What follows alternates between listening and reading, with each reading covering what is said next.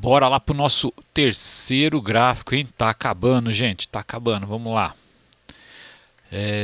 Contas a receber. Vamos lá pro contas a receber. Tá aqui. Contas a receber. Então já falamos lá do cash flow, né? Do fluxo de caixa. Fizemos no primeiro vídeo da série. E agora a gente vai juntar, né? O contas a receber ele é um resultado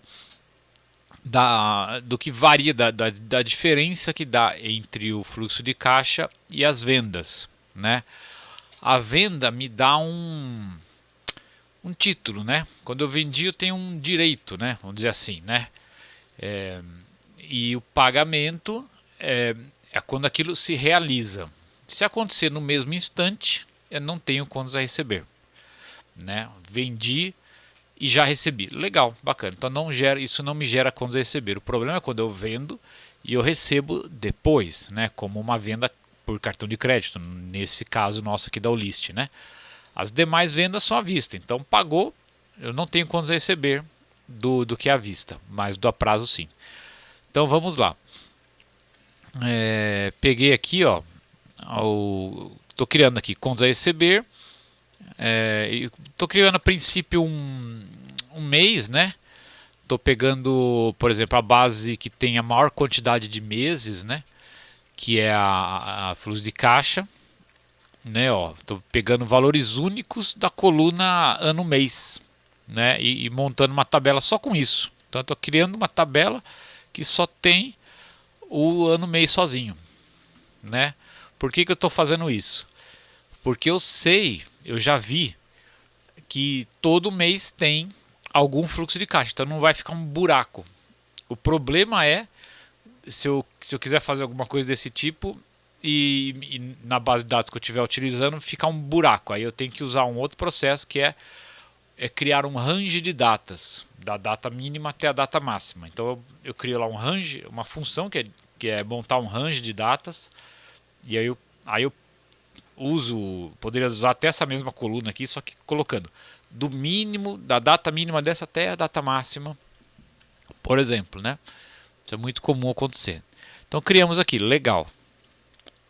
E feito isso, vamos colocar o valor total, né? O valor total das vendas, né? Que é aqui no Order Items, né? São as vendas. Então, o valor total das vendas e os pagamentos, né? Ou seja, total vendido, total recebido. Né? Então, deixa eu rodar isso aqui primeiro, para a tabela ficar vazia, né? Só com isso aqui. E aí rodando esse aqui, vamos lá.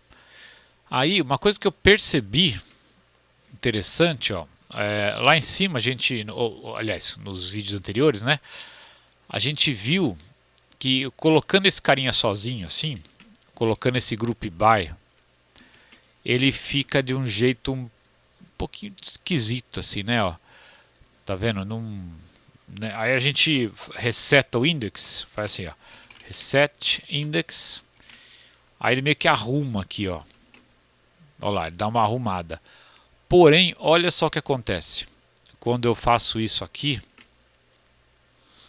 olha que coisa curiosa. O que acontece? Eu tenho que resetar essa tabela de novo, né? Pera aí. Deixa eu rodar aqui de novo. Para ele ficar só com o ano mês, né? E aí, olha a diferença, que coisa interessante, né? Olha lá, vou rodar esse aqui. Ó, aí ele me trouxe a coluna, né? Essa coluna que eu estava fazendo um match, né? Ele me trouxe, ó lá. E agora eu não vou colocar, eu não vou fazer esse reset index, vou deixar ele sem, né? Quer ver? Aí eu rodo aqui, ó. Roda de novo esse. E olha a diferença que dá. Olha lá, não veio. Ficou limpinho. Ótimo. Isso me evita o trabalho de depois tirar a coluna. Então isso é ótimo. Melhor assim, deixa assim. Então vamos fazer isso, que isso evitou um processo a mais, né? Então, beleza. Ó, aqui eu estava dropando, né? Ou seja, estava tirando essa coluna. Eu não preciso mais fazer isso, né? Agora não preciso. E só que renomear eu preciso, né? Renomear eu continuo precisando. Né, o total velho eu vou pôr. É só para o nome ficar mais bacaninha aqui pra gente, ó. Em vez de total velho eu vou pôr receivable, ou seja, o recebível. Quando eu vendo, eu adquiro um recebível. E o pagamento é o recebido. Então eu tenho um recebível e um recebido. Então, como essa coluna já não existia, né? Então vamos dispensar essa função aqui. Dispensa, não preciso mais disso. Esse drop. Vamos direto para o rename columns. Mas o rename eu continuo precisando. Beleza. Tá aí. Maravilha, bonitinho. Agora, o que eu vou fazer? Ó, na coluna recebível, eu vou colocar eu vou preencher vazio. O que é isso aqui? Fill NA, ou seja, eu vou preencher vazios com 0. Por que eu vou preencher vazios com 0? Dá uma olhada aqui, ó. Isso aqui é vazio. Eu vou ter que realizar uma operação matemática com isso aqui. Eu vou ter que o vazio ele dá erro. Se eu fizer, por exemplo, eu vou ter que fazer isso, né? Eu vou ter que tratar. O que eu vou fazer? Vamos lá. Eu tenho um valor recebido, um valor a receber, no caso, né, um recebível, né, ou um valor a receber e um valor recebido. Então eu vou fazer valor a receber menos valor recebido. Se sobrar, ele vai para o contas a receber. Então, no vazio vai dar erro, tá? Ele não vai entender. Então, onde é vazio eu vou considerar 0. Aí ele entende. 0 menos alguma coisa ele vai conseguir fazer. Beleza. E vou arredondar esse recebível, porque ele está meio estranho ali, né? Tá um formato assim que é difícil de ler esse formato, né? E aí ele fazendo um arredondar assim, aí ele já fica legal assim, ó. Tá vendo? Então eu tenho isso aqui a receber e isso aqui recebido. Então, ou seja, eu recebi menos. Então teria que gerar aqui realmente um contas a receber. Vamos lá. Agora, um balanço aqui, né? Um contas a receber, né? O que ele é? Essa função aqui faz uma soma acumulada, né? Porque o contas a receber ele é um estoque, né? O estoque ele parte de um inicial, né? No nosso caso inicial aqui ele não existe, né? A coisa toda está começando agora, né? Eu não estou pegando uma coisa que já vem, né? Já tem um saldo, né? Começou tudo agora, então seria 0, né? Então o saldo inicial poderia ser 0. E aí eu vou pegar soma de entradas. Quais são as entradas? A venda. A venda me gera um valor a receber. E o pagamento vai me matando isso, né? Vai me consumindo, né? Então quando pagou eu não tenho mais a receber. Então, soma acumulada de a receber ou recebível e soma acumulada do que foi pago, no caso o received. Então, ó, soma acumulada de receivable, de recebíveis, soma acumulada de recebido. O que sobrar é o meu contas a receber. Ou balanço, né? E aqui um ano-mês, isso, ano-mês. O que é esse ano-mês aqui? Ah, sim. Eu tenho que criar. O que eu quero fazer? Isso aqui é uma estratégia aqui. Eu vou precisar, para eu gerar o meu gráfico de linhas com como é que fala? Com a cobertura, né? Os dias, né? Quantos dias em média eu tenho a receber, né? Então aqui é para eu fazer. Eu vou preparar essas duas colunas para depois eu fazer a diferença de dias, né? porque cada mês tem uma quantidade de dias diferente, né? Tem mês que é 28, tem mês que é 30, que é 31, às vezes 29, né? Que é no caso do fevereiro, né? Então vamos ver como é que fica esse aqui. Olha lá. Então é isso que eu queria, ó. Então, como eu coloquei só isso, olha o trabalho que eu tive aqui, ó. Eu peguei aqui, ó, ano, mês, essa coluna no mês, né? Mas, que é um concatenar, nesse caso aqui não é mais, né? Eu tô querendo, a ideia aqui é concatenar o texto, né? Tracinho 01, ou seja, 2017 traço 01, traço 01 de novo, né? E a função datetime, porque isso é um texto, né? O que vai sair daqui desse ano mês concatenado com traço 01 vai ser um texto, né? Então PD to datetime é para isso virar uma data. Mais ó, mais um time delta, ou seja, mais uma variação de tempo de um dia para menos. Por quê? Vai ser o final do mês anterior, né? Se eu estou pondo aqui sempre dia 1, quando eu voltar um dia, vai ser o final do mês anterior. E aí eu ponho um mês para frente, né? Date of set, né? Infelizmente essa fórmula aqui, time delta, só vai até dia. Se fosse até mês, podia usar a mesma fórmula, né? A mesma função. Então, é só por isso que tem um nome diferente aqui, time delta e date of set. Porque o date of set ele é períodos acima de um dia. Até um dia é o time delta. Então vamos lá. Então o que eu quis fazer aqui? Pego o ano, mês e faz o final desse mês. A ideia desta linha aqui, ó, desta linha aqui, ano, mês 2 é o final do mês que está na coluna ano, mês. E depois o shift, o que é o shift? O shift é um atraso, né? Aliás, eu posso... O shift ele pode ser para cima ou para baixo, né? No caso aqui é para baixo, ó. Então, shift, ó, tá vendo? Ele é igualzinho o ano, mês, só que cai um aqui assim, ó. Cai um.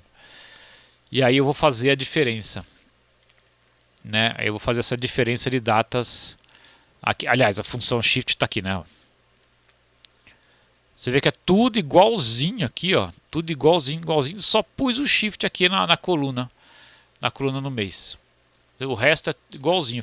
Deixei esse espaço aqui de propósito. Que aqui não tem o shift e aqui tem o shift. Tá? E agora vamos colocar aqui um receipt terms, né? Ou seja, a quantidade de dias a receber. Então, ó, é o meu saldo a receber dividido pelo quê? Ó, o que eu tenho a receber, ou seja, o vendido, né, que é equivalente ao valor vendido no período, né, no caso do mês, e aqui divide pelo a quantidade de dias, né? A quantidade de dias. Essa divisão aqui, ó, essa divisão me dá a quantidade de dias entre esses dois meses aqui, ó. Por exemplo, aqui, ó, por exemplo, esse cara aqui. Esse que eu estou grifando aqui agora, ó. Por exemplo, essa diferença aqui em dias. Então, isso aqui que eu estou grifando agora, ó, isso aqui é uma diferença, é o dias, né? Então, 28, 30, 31. Então, minhas vendas, minha média de... Isso aqui que eu estou grifando agora, ó, a média mensal, a média diária, vamos dizer assim. A média diária do valor vendido.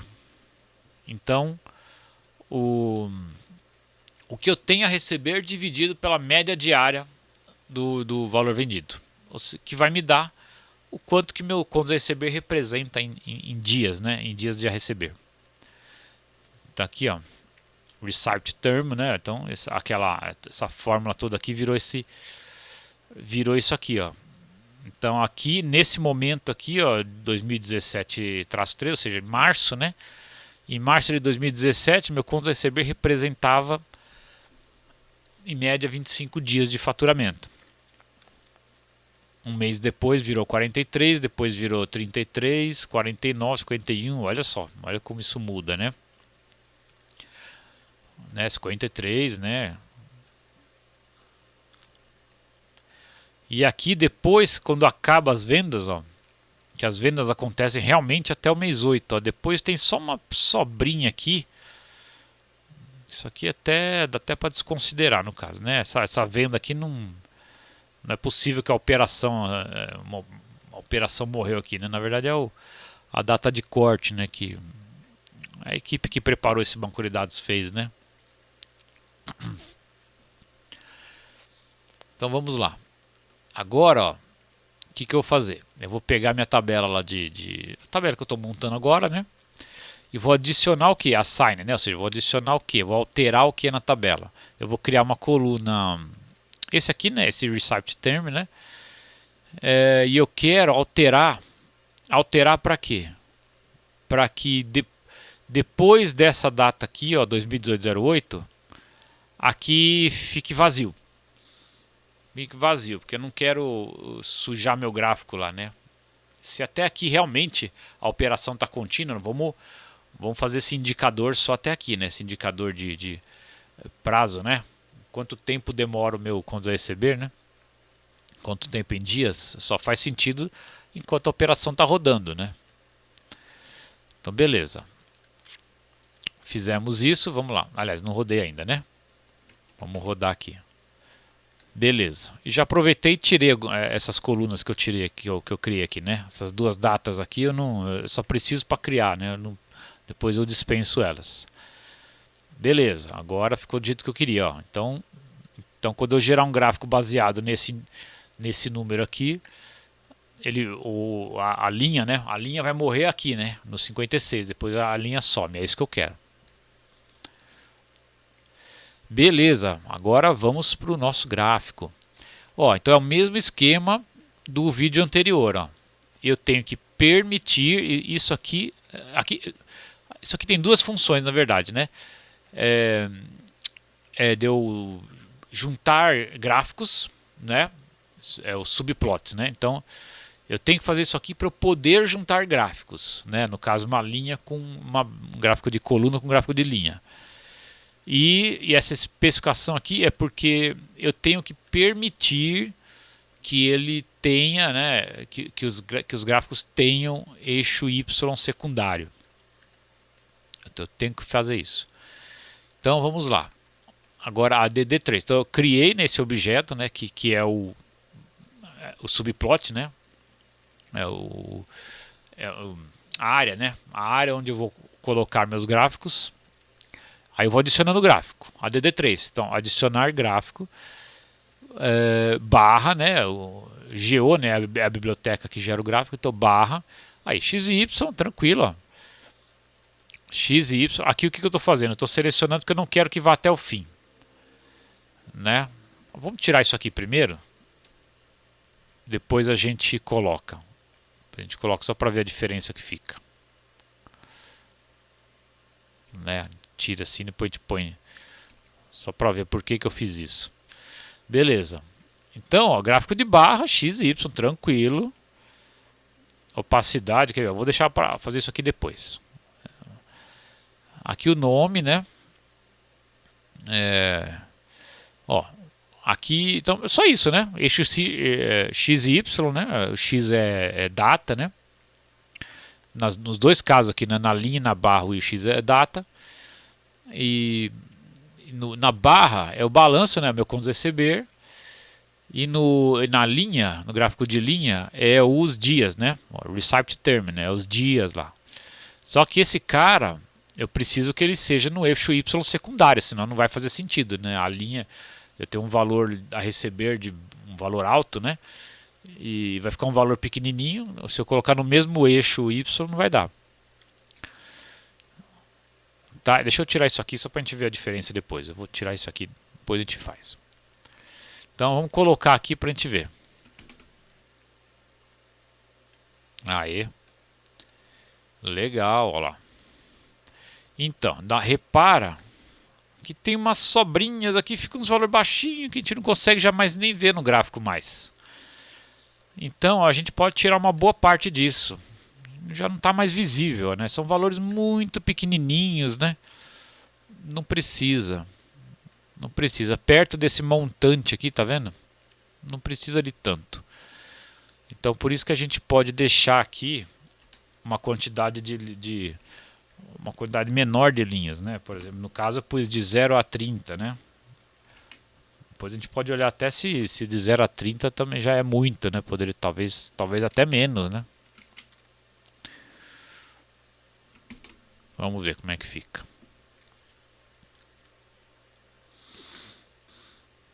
Aí, ó.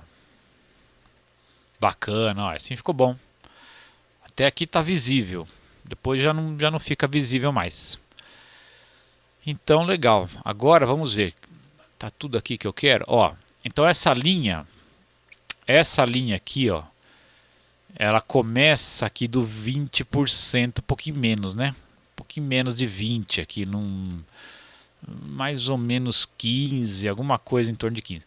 Vamos ajustar isso aqui para 0, só para a gente ver como fica. Vamos ver, ó. É aqui que a gente põe, ó. Rage Mode, ó, to 0. Tá? Então com essa especificação aqui, ó, update, né? Ou seja, eu vou alterar o eixo Y. Aí, legal. Vamos ver, ó, então ele ficou um pouquinho mais alto. Então isso aqui, né, ficou interessante, né? Representa bem aqui. Então do 0 para cá. Então essa alteração realmente, o meu visual fica mais, assim, não parece que alterou tanto assim, né? Na verdade alterou bastante, né? Mas assim fica um pouco mais real, né? O tanto que alterou. Aqui, ó, essas cores fica um pouco difícil de ver aqui na hora que a linha fica por cima da barra. Então, se eu der uma opacidade aqui, ó, 25% de transparência, vamos ver. Aí, agora já ficou visível. Ficou legal, mesmo que está por cima aqui dá para ver. Dá para ver. Então assim ficou legal. Beleza. Então é isso aí, gente. Até mais.